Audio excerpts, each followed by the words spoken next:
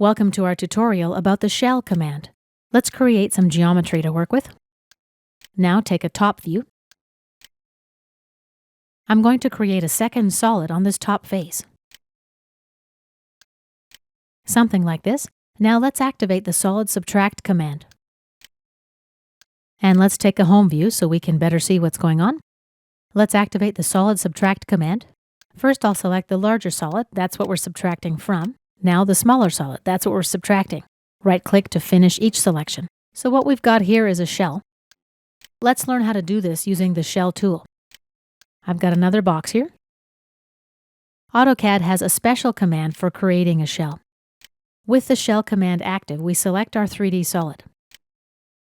Now we select the faces to remove.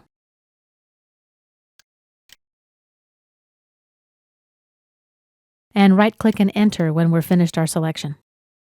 The shell offset distance, let's say 2 units, enter.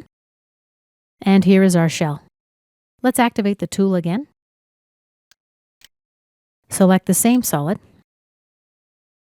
Faces to remove, let's remove this face. Right-click and enter to finish our selection. Offset distance, half a unit, 0.5, enter. Let's create another solid now. I'll bring in a cone, center point, base radius, and for the height, I'll right-click and choose top radius.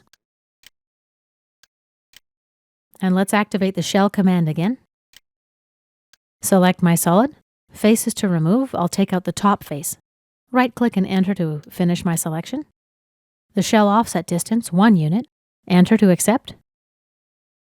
And escape to exit the tool. Let's change to realistic view so you can get a better idea of what's going on.